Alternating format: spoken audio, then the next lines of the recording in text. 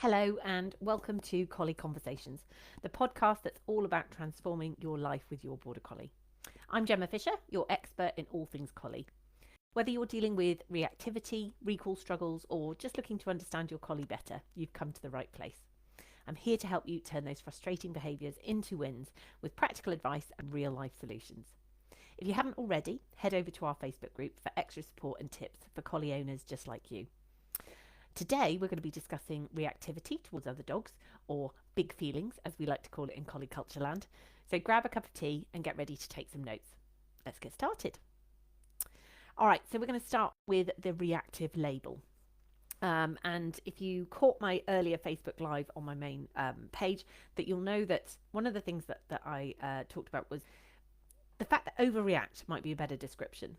And when I say overreact, what this generally looks like in a upset Border Collie or one with big feelings is lunging, barking, generally kind of quite antisocial behaviour, the sort of behaviour that might get a human being in trouble if they started screaming and shouting at another person without any apparent reason for doing so. Now, what's tricky about their reaction is that it's really hard sometimes to tell whether or not they are frightened by the thing that they are barking and lunging and, generally carrying on about, or whether or not they're frustrated that they can't get there.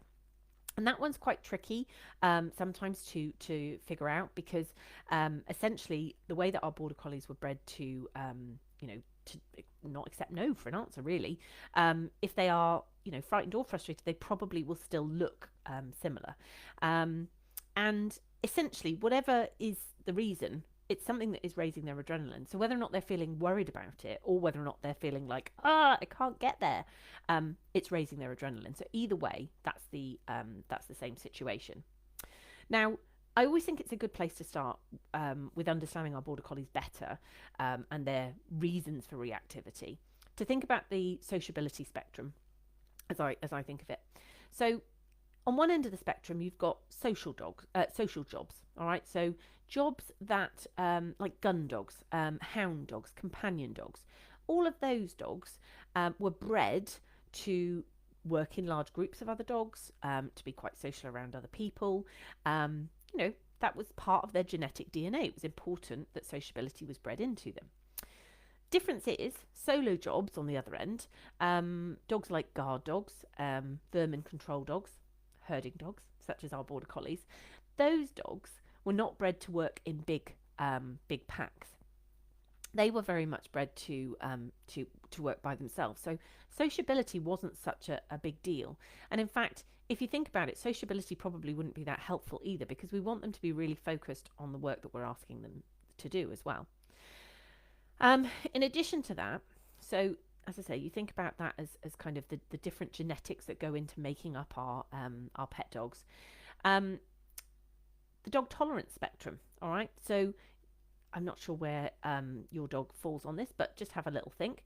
On one end of the spectrum, we've got a dog that is dog social, so fully tolerant, enjoys the company of other dogs, seeks it out.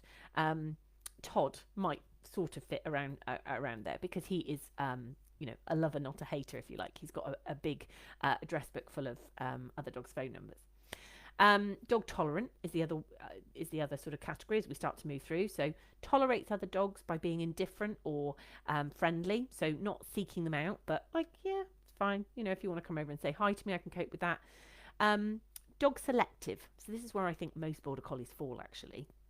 And that's that they tolerate some dogs, but not others. They're quite choosy, and I'm going to add, that I think that they don't suffer fools gladly, that they're more than happy if you're going to come up in a polite, happy fashion, but maybe they're not keen if you come rushing up to them and, try and be friends like that.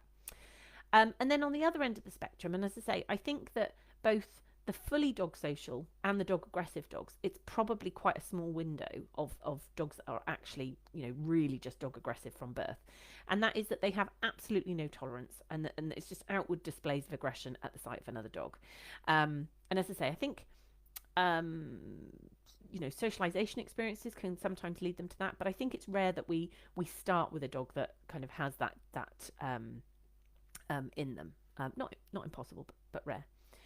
So one thing that we want to think about with our dogs, and this is something that I start with when I start working with my one-to-one VIP students, And that is thinking about something called trigger stacking.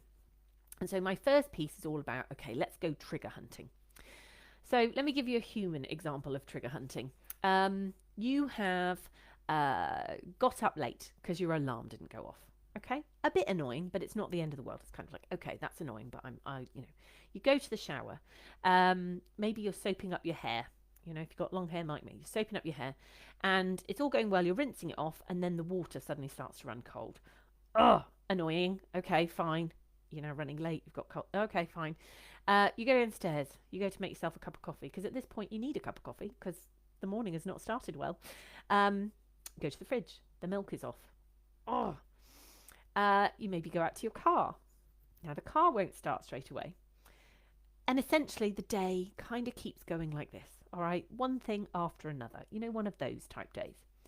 And at the end of the day, you get home and all you've thought about all day is the fact that there's a box of your favourite chocolate biscuits on a top shelf that nobody knows about. And you reach up to get this box of chocolate biscuits down. You get the box of biscuits down, and somebody has put back an empty box. Now, there are two ways that you might respond to this. One is that you might, want to kill the nearest person. As a redhead, that would probably be my first response, if I'm honest. Or you're going to burst into tears. To be fair, that might also be something I do later as well. But essentially, you're going to do one of those two things because, the day has just proved too much. I think it's what my grandmother used to call the straw that breaks the camel's back. It's just one thing too many. Now, if you're my husband and you walk into the kitchen and you find me either very angry or in floods of tears and you didn't know about all of those things that went on before that, you might wonder why, when there's a Tesco Express just around the corner, why I'm so upset about the fact that there's no biscuits. It's an easy thing to fix, isn't it? And if all of those other things hadn't happened during that day, it'd be fine. But it's because what we've done is we've stacked up those triggers. Now, from our dog's perspective, this is where, as I say, the trigger hunting starts. So I generally ask people to come up with a list. So this is what I would suggest that you do for your reactive dog. And I would look at home life triggers, A to B triggers. So that's from leaving your home to getting somewhere that you might walk. And then off-lead triggers, okay? And to be fair, off-lead triggers, you might not get to off-lead because of the things that have happened before. But let's have a little look at my my list of things that people have told me before. So home life triggers might include barking at people coming and going from the house, just passing the house, depending on how busy your street is. Demand barking, okay? So this is I want, that sort of barking. When you're just like, oh, you little darling. Barking and jumping up at the TV because you've put the tennis on or you've got football on or a dog barked on the TV. Maybe you've got a multi-dog household or other pets, so maybe you've got a cat wandering around the house. Those relationships between the dogs or the other animals can be tricky. You might have resource guarding issues going on, either resource guarding towards you or towards other animals in the house. It might be children playing and shouting. During the summer holidays, that can be a really big one, that you're out in your garden minding your own business, but next door, have set up some game and there's children playing and shouting and it's upsetting your dog. A to B triggers might include being over friendly towards people and other dogs. So this is often what I get with Border Collies that are under 6 months generally, that they maybe see another person or another dog and they pancake. Do you know that thing, pancaking, where they just kind of glue themselves to the tarmac and they are not moving because they must go and see that person or that other dog. Lunging and barking at dogs, children, people, whatever it might be.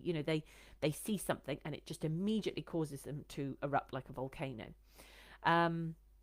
Things like barking in the car, so being excited about going somewhere to go for an off-lead walk, or maybe there's vehicles going past or behind that really upset them and that causes them to kick off.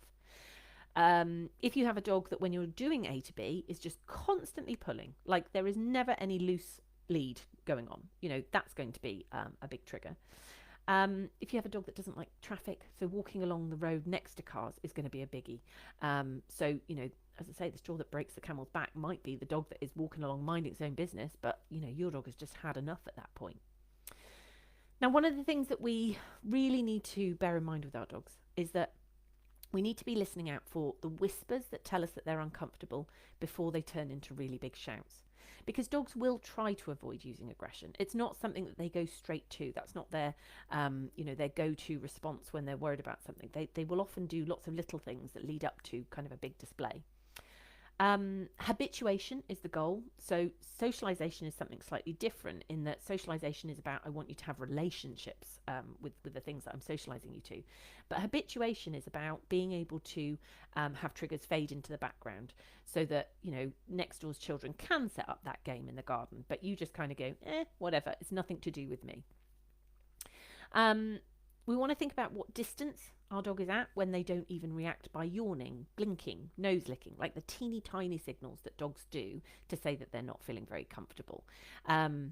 Reading subtle body language is best recorded as well. So I will say to my online students, video yourselves, in those situations, because what we sometimes find is that they are pushing their dog a bit too far too fast, and then that makes the dog lose a little bit of faith in their ability to be heard when they are giving their handler information. Now, this is a really important one, and this is obviously where I come in as a trainer. What education stage are your collies' listening skills? All right.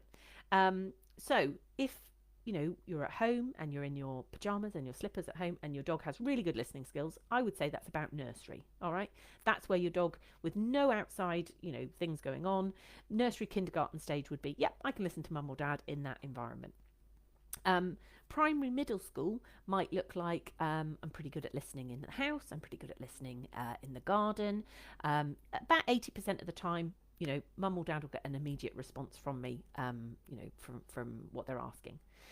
And then secondary sixth form, sort of high school, if you're in the States, that would probably look more like can listen for most of the time when we're out and about on a walk, can listen under maybe mild distractions in terms of things the dog is not maybe worried about or things that really excite the dog.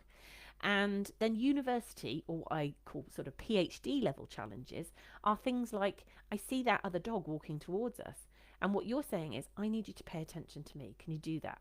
That's a really big, difficult question if your dog is either really excited about seeing that other dog or is really worried about them. And for the most part, what I find is that most Border Collies' listening skills are not anywhere near the stage of that university PhD level. And so it makes sense, if you like, that they're going to struggle in some situations because you don't have a sort of a line of communication open to be able to help and support them with alternative behaviours that they could do instead of sort of the big barking, lunging display. Okay, so general guidelines. I want you to think about giving them a break where possible. So that's about reducing triggers. Whenever I start with a new student, that's the first thing I say. Okay, how can we reduce some of those triggers so that we don't have a dog that is stacking up as we go throughout the day? We review their list of needs, and we're going to be diving into understanding our Border Collies' needs a little bit more in next week's podcast episode. But it's about thinking about the holistic approach as opposed to just thinking about one particular area, as for example, training. One of the things that I have found that has been really, really helpful with some of the dogs that I work with is supporting their nervous system with herbal remedies. So if we have a very, very stressed dog, we need to help reduce that stress because essentially their nervous system is it's too much. Learning about body language and paying close attention for the whispers that our dog is telling us that they're uncomfortable before they get to the point where they are really, having to do a big loud shout that we won't miss because, they're doing it in a big way. Short, regular training sessions, those are better than trying to do lots in a condensed amount of time because they need lots of processing time, particularly if the emotions are running high for them. So short little bites, quality over quantity, essentially. That's what I would be looking at. And review your training sessions using video. It's just so helpful because one of the things actually one of my online students has put in the last week is that they kind of asked a question and then they were able to answer their question because they had reviewed the video of what had happened. So they said, is this why? And I was like, yes, this is why. So having video on your training is really, really helpful in just kind of catching those little whispers and really improving your training sessions. One thing to note, and this was a question that came in about reactivity, and in particular if our dog starts spinning or trying to bite the lead and, just generally is really kicking off. When our dog is actually at that point, there's nothing really we can do other than get them out of there, because at that point they have just gone over threshold, and a bit like me in the kitchen with my chocolate biscuits that I've run out of, it's you just pass the point of reasoning with. So it's get them out of there at that point, and then it's work on this program to be able to help them. Okay, and that's it for today. Thanks for joining me. I hope this episode gave you that extra boost to make a difference to your collie's behaviour. Today's episode was sponsored by my Border Collie training membership, Collie Culture Club. In the club, you get video training review, community Facebook group, and Facebook Lives for Q&A, just like this one, as and when needed. Don't forget, you can find the information about this and all the resources mentioned in the Facebook group, so head over there now if you're not already in there.